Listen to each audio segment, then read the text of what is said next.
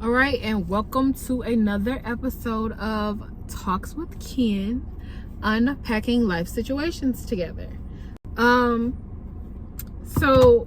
I had therapy this week, and I want to say first, happy Sunday.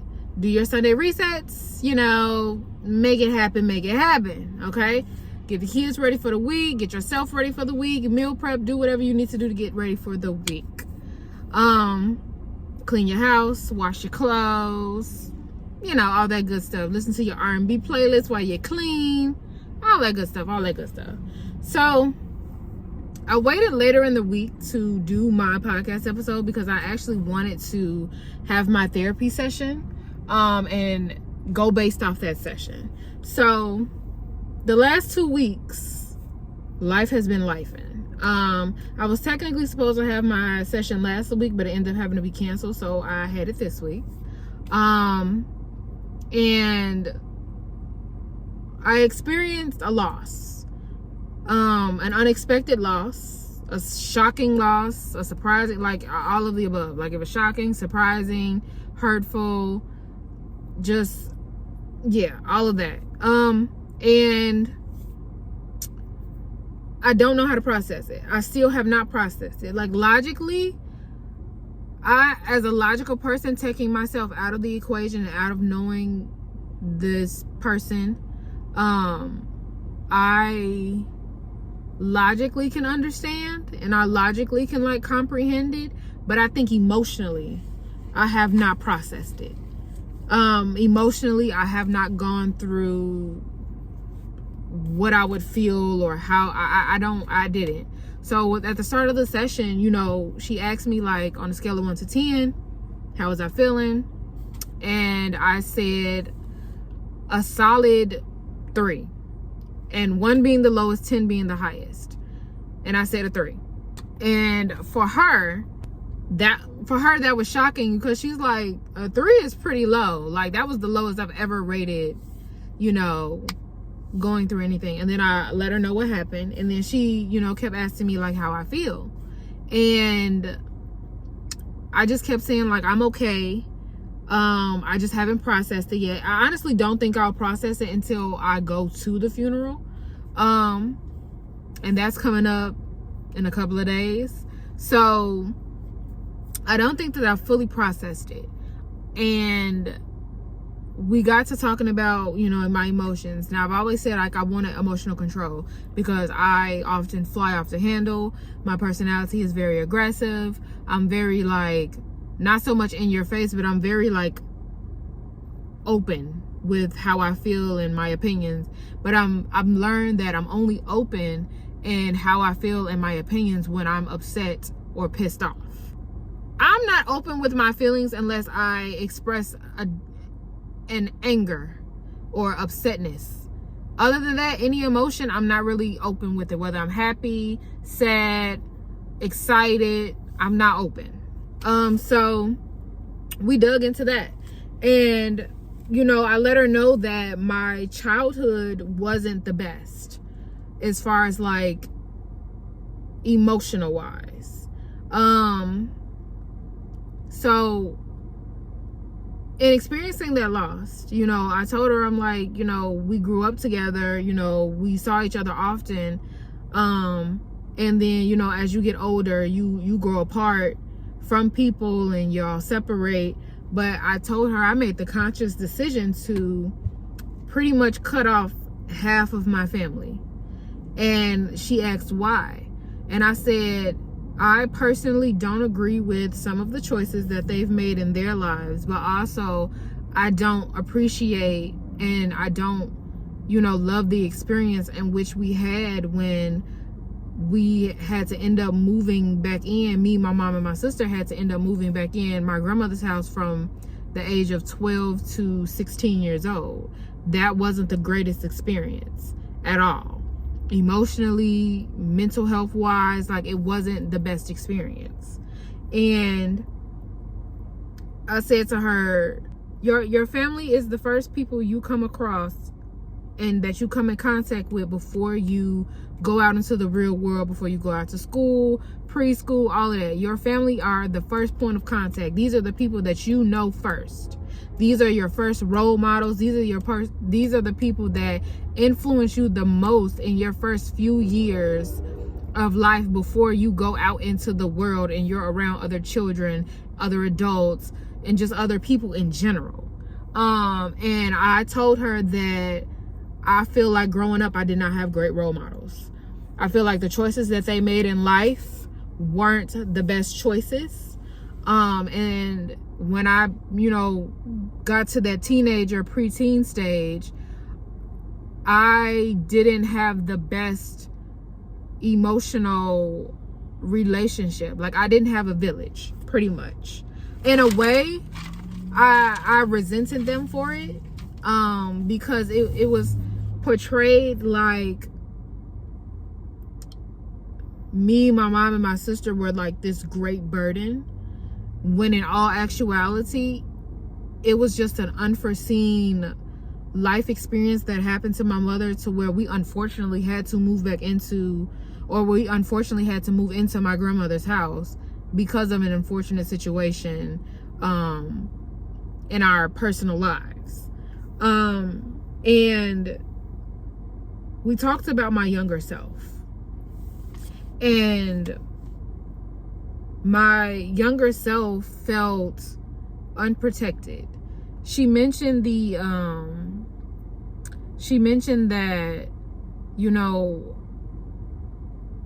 I suppress my emotions and I choose not to deal with them. And I told her, well, like in most Black households, nothing really gets addressed. Everything gets swept under the rug, not dealt with, not talked about.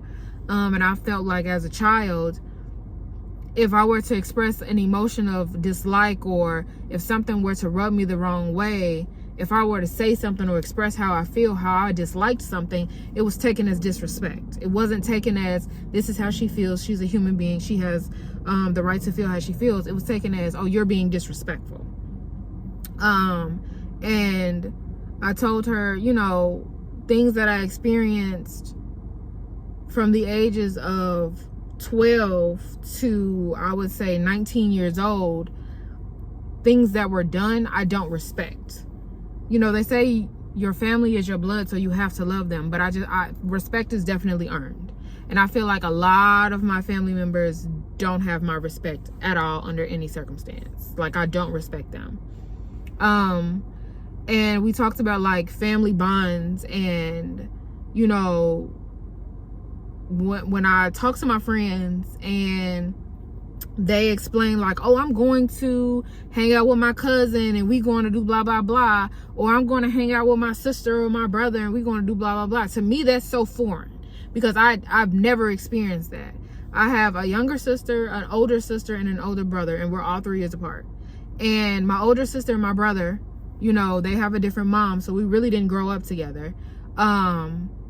And we don't have that bond because we did not grow up together. And then me and my younger sister, we grew up together, same mom, same house. But the way I can explain it is, we talk and we can laugh and we can joke, but we don't hang out together. We don't have a bond. And if I'm being completely honest with you, if I were to need to put somebody down as my emergency contact, my sister would not be that. That's how disconnected we are. And I didn't realize that affected me until today. And I think the loss that I experienced is making me rethink the bonds, or the wanted bonds that I have with people. And I learned that I'm aggressive because when I was younger, I wasn't able to express my feelings. I wasn't able to, voice it. And I also learned that I'm aggressive when I feel like there is bully behavior being portrayed. I'm aggressive in nature anyway, because of that, being in that single parent household and not having that masculine figure around me as a little girl. So I, in turn, created that masculine energy in myself, if that makes sense. So I'm aggressive in nature as that, like very independent, very headstrong, very go-getter, very leaderish. Like I'm a leader. And I'm very like combative, like a man would be. Partly because I had to be, it was an all-woman household, and partly because it's a fight or flight response. It's a fight or flight response in the sense of, if I feel like you're bullying me, or if I feel like you're trying to like attack me in some way, shape, or form, or like diminish my feelings, I automatically become aggressive. And that is how I relay my feelings, or how I feel about something. And I learned that I trick my mind into thinking that I'm okay when something hurts me, when in all actuality, I'm not okay, clearly. And I'm not processing it. I'm not allowing myself to feel. I thought that, you know, when something hurt me, or, you know, when I was going through something, or when something didn't sit right with me, I thought I processed it to where the point I was able to heal from it. And in all actuality, I didn't. I suppressed it. I put it in a box, and it just stays in that box. And then another situation will happen. It'll trigger me. I'll react in a way where it's aggressive, and where I feel like my fight or flight needs to kick in. And then it's just a continuous cycle over and over and over again. So I'm learning that if something hurts my feelings, if something, you know, is said or done to me and it doesn't sit right with me, to express it versus suppress it. Because when I suppress my feelings, and my feelings are hurt, and this is that and the third, I also learned that I will X you out of my life completely with no hesitation. Like, if you do something to me that makes me feel a way, and I know I won't be the same way with you, that is me like just getting rid of you because you hurt me. Instead of like actually processing how I feel, trying to figure out why that situation hurt me, and all of that. And it all stems back from childhood. Because as a child, I didn't know how to process my feelings being hurt. I didn't know how to process like my emotions and any of that. I didn't. I genuinely didn't. So like from this session, I actually wrote down a list of the things that I learned about myself from that session. But before I go into that list, she asked me, like, since I don't have like a bond with my family, what does my future family look like? And I had to actually sit and really think about that. And I'm gonna get to it, but I had to actually sit and think about that, because the family that I had, or the family that I have, there is no closeness. There is no camaraderie in a sense. There is no bond. There is no trust. There is no emotional security. There isn't any of that. It's really anxiousness. And she asked me, like, when I was a child, 12-year-old me, how did I feel? Like when I was in that situation, living in my grandmother's house, and dealing with, you know, hearing things being said about my mother and myself and my sister, you know, experiencing certain situations. And I felt disappointed. I felt disconnected. I felt resentful, anxious, stressed. I felt, what was it? I think confused. I felt sensitive, because I was a very sensitive child. I felt very like closed off, withdrawn. And these are all negative things. Like nothing is healthy about that at all. And I didn't realize that certain things that trigger me or that I experience is from childhood. I'm thinking, this is me, I'm thinking certain things that trigger me and that I've experienced is from my early 20s. And it's actually not. It's from my childhood. And it stems from the time that I had to move back into my grandmother's house up until currently in my 20s. So that's the crazy part. But I learned that I didn't feel emotionally safe within my family. I learned that I felt like I did not have a voice within my family. I suppressed my emotions. I felt like I didn't have a safe and healthy village from the ages of 12 to 18. So the cutoff that I have done from most of my family is essentially burning down that village by any means necessary, because the village wasn't healthy to begin with. I learned that I've never seen what a healthy relationship looks like. From what I've seen and the stories that I've heard, none of my aunts or my grandmother had healthy, happy marriages or relationships. So the only role models that I have as far as women were my aunts and my grandmother. And I've either seen things or I've heard things and stories, and it's just like, what the fuck? And I say what the fuck because it's just like, when you see that you are doing a pattern, when you see that you keep repeating the same pattern and keep getting the same results in different people, you have to think about yourself and what are you doing. I learned that in my early 20s, right?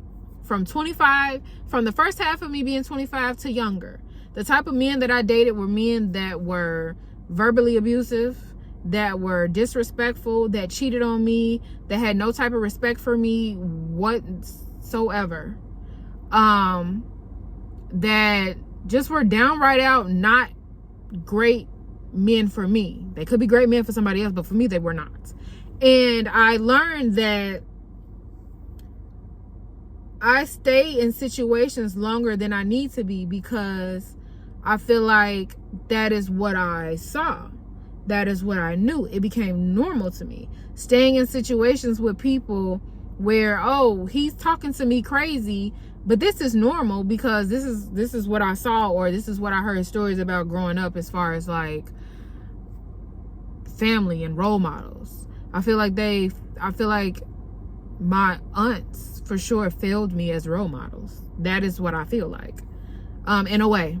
In certain aspects in life, with certain situations, I feel like as role models they definitely failed. When it comes to my mom never really dated, from my understanding. She dated one guy. He was actually really, really nice. They just didn't work out. And they still talk to this very day, now and then, but they just didn't work out. But my mom didn't parade men around us. Like, that is not what she did. She never paraded men around us. She never brought men around us. Like, my mother is the type of person where if it ain't serious, you don't need to be around my children. Period. So that's the type of that's the role model that I had as far as my mother, and I kind of go by that myself. If it's not serious, you don't need to meet anybody that I'm close to, and that's just how I look at it. I only know negative connotations when it comes to marriages and relationships. I've never seen a long-lasting, healthy marriage or relationship, and that's not counting my uncle, because my uncle was never around, so I really don't know the trials and tribulations that his own wife and him went through. I do know at a point in time that they did get divorced, was broken up for a couple of years, and then they got remarried. So they went through their own shit, but he loved her enough to work it out and want to be with her. So that's that. I learned that I don't know what a real family bond feels like. I don't know what that even means for me, to be completely honest. And I was supposed to look up the definition, but I didn't. I learned that I avoid my feelings in fear of them not being heard, acknowledged, or if they're going to be taken as disrespectful. And then, like I said, I learned that my childhood is what developed my aggressive behavior. If I were to give myself a list of things, I think that I would tell myself to love myself, love the gift that I am, and be able to give myself to others without compromising myself. I would tell myself to take my time, that my emotions, my feelings, my thoughts, my voice matter. I would also tell myself that I don't have to shrink myself in the presence of others, because I as a child, I would definitely shrink myself. I would tell myself to be confident. I lacked confidence for so many years, and now at the age of 29, the last year in my 20s, I have gained a different type of confidence in myself that I love down. Nothing turns out how you plan. My younger self, the way I envisioned my life is not how my life is now. But hey, we make plans and God laughs. So, I mean, yeah. Another one is don't compare yourself to others. I would tell myself that to trust my own instincts, trust my gut feeling. I feel like, and this goes back to me staying in situations longer than I need to. I feel like once I trust my gut, and once I know like something is not going to work, whether it's with a friendship, a relationship, a job, trust my guts. Don't second guess myself like that. Ooh, baby. Ooh, baby. And I think that for me, I had what my therapist told me was, she said the choices they made and the things that they did are two separate things. So you have to separate it. Not saying that what they did was okay, but the choices that they make have nothing to do with me. But the things that they did, I don't have to accept. And I don't have to like rekindle because of how I feel. And then she asked me about forgiveness and grudges. And I said, well, a grudge is you holding on to something that you pretty much can't change. I said, and I think that in a way I am holding a grudge and I need to let that go. I said, but the forgiveness isn't for them. The forgiveness will be for me. Because at the end of the day, although I don't like the things that they did to me and I don't like the choices that they made, even though it has nothing to do with me, they only did the best they could with what the tools they had. And from my understanding and from what I know, none of my grandmother's 6 children talk about their childhood. The bits and pieces that I do know about their childhood wasn't a great one. So although I feel like they weren't the greatest role models for me, I don't think they knew how to be great role models also, because they only emulated what they saw as they were growing up. So I think in a sense I have to learn to forgive that portion, even though I don't like how they treated me, and my mother and my sister. I still have to learn to forgive it. Will I fuck with them? No, because that's just my choice. But I choose to, I have to make the choice to forgive because it's only for me. So I did write a message to my younger self that I am going to read. But before I read that, and before I go into the quote to end the episode, I want to explain what my future family looks like. I think for me and what I want, even if I have future children, my future family looks loving, it looks happy, it looks open. My future family is providing a sense of security amongst one another, a sense of belonging, making each person feel heard, valued, respected, having emotional support, and a strong bond. It's a family that has traditions like Sunday dinners, traditions to do on Christmas Day, New Year's Day. Being able to show my son and my future children that what it's like to actually have a healthy, supportive village. I want to show my son and my kids like what it looks like to have a happy, healthy marriage. Not saying that you won't go through things in a marriage, not saying there won't be ups and downs, but like to get through it, to have the strong foundation at the beginning, and to see like, okay, my mom respects my dad and my dad respects my mom, and my mom loves my dad in a way that I've never seen or experienced, or my dad loves my mom in a way that I've never seen and experienced outside of my home. Like, I want to be able to show my children that marriage is a teamwork. Marriage is a partnership. Marriage is pretty much you being in sync with the person you're married to, that the person you love, that they know you so much and that they love you so much that they're willing to do any and everything for you and still respect you, even if you have a difference of opinion, even if you have an argument, even if you don't agree on every little thing, because you're not. But showing my children what healthy cohabitants look like, if that makes sense. Like, making sure that the ground foundation is solid, so that when we continue to build and build and build, there is nothing that can get through that brick wall. There is nothing that can burn down this foundation. There is nothing that can break what we got going here. That is what my future family looks like. It doesn't have to be a white picket fence with a dog and matching outfits, but it has to be a strong, secure bond that no one can break and that no one is going to break.